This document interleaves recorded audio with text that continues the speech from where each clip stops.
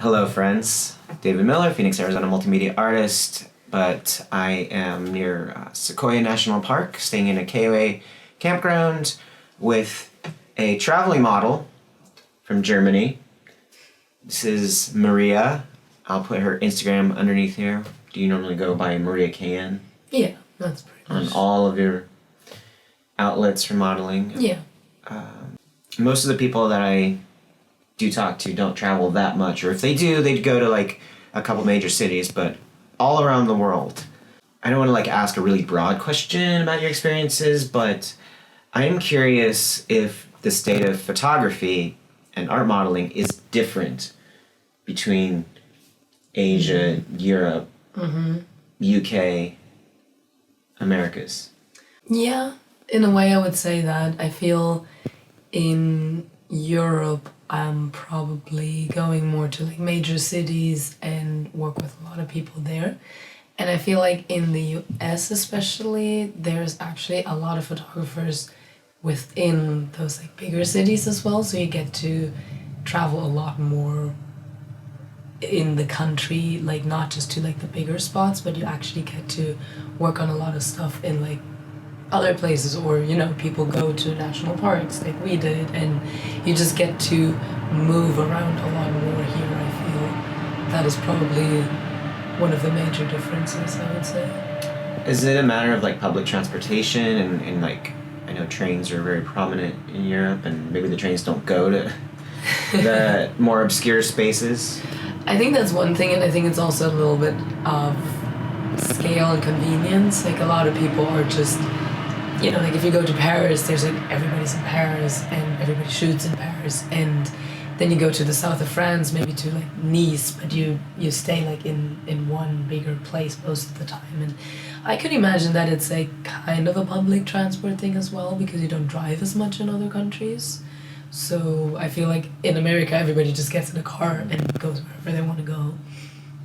Now, stylistically, I mean, I took like photo history classes and stuff, and they would tell you that you're more likely to see, minimalism in Japan or something like that. And we were talking about Norwegian or just Scandinavian filmmakers in general, and because of like the quality of light and the weather that they've been grown up in, and maybe like other cultural touchstones like religion and stuff. The point of view of those works are, you could say there is such a thing as Scandinavian, there is such a thing as Japanese imagery, Mexican imagery, so forth. What's your experience with that? Yeah, I think there's definitely a different approach to taking pictures in different places, and I do think that it has a lot to do with what culture you're in. Like I feel Europe is maybe a bit more free-spirited, so people are a lot more relaxed about the topic nudity, for example. But like in Japan, it is a lot harder because a lot, of Japanese models don't really do a lot of nudity in, especially when they're like with agencies and stuff. And I feel like in the US, it's also like there is very different approaches to nudity in that sense that people have. I feel like there's more a cultural kind of like separation there, and I feel like in my experience in Europe, it is one of the most natural things, and you can be topless on the beach and nobody really cares. Sure. So if you go to a nude beach and you happen to take pictures on the side and don't bother anybody with that, then it's not really a big thing. But in like different cultures, like in Japan or in the US, I feel it's a lot more of a thing that people need to make sure that it's okay. You need to go further away from people. You need to be in like private spaces to do these things. So I think that probably affects the style of how people shoot as well, and what people attempt to shoot in general. Yeah, and we should mention that you're feeling a little under the weather with your voice and all. Yeah, I'm sorry, my voice is breaking. Yeah, in Plane, Trains, and Automobiles, a movie with the lady who played Ma Fratelli from The Goonies, she's like, it's sultry. So, I mean, I guess I could attempt other jobs now with this voice. oh yeah, voiceover artist for like Lucille Ball animation or something. You've been in. This trip is like New York, Los Angeles, back to New York, and you're sort of planning on moving to the United States to be with your boyfriend, who's also a photographer, and like I'm assuming also to work, things like that. You said yesterday you felt like you were going to do this forever. Yeah, I know it's very ambitious, but I feel like for me, shooting is like shooting pictures, and I take a lot of self-portraits and I work with people, and it's on one hand it's like connecting with people. That is one very important aspect about it, and the other aspect for me is also like it's just I have this need to create, and I would like to continue doing this as long as I can and kind of work also with nudity for as long as I can, because I've mentioned this yesterday when we talked, like we have this perception of nudity as this like, you know, we only see like young bodies, but then you see sometimes a nude shoot with like an older person, and for me honestly I'm blown away by that in a very positive way. I think it's such a nice way to embrace humanity in a way. Or someone who has like a disability. Yeah, sure. Wide variety of human experience. Yes, exactly. And I think there's unfortunately a very narrow view on, you know, when you think about all these hashtags like body positivity, but it's still like young, very narrow, fit, you know, type of people. But I would like to have this not just embraced towards like, okay, different body shapes, but also different body ages at some point. And I didn't mention this when we were talking about a photographer that we don't like.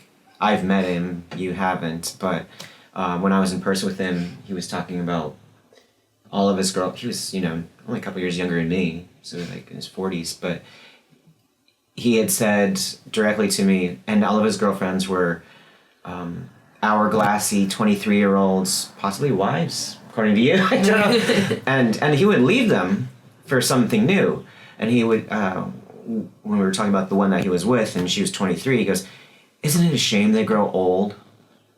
Like, I couldn't let my vomit project right at him in that space, but I mean, to have that mentality that there's Emily Haynes from Metric, if you know that Canadian band, she had said something in an interview, and it was kind of against like doing plastic surgery or whatever, but it was just the general idea that what would be the perfect moment where you would freeze yourself and that you would like always try to like recapture that perfect life, that bit of nostalgia that slipped through your fingers, you know.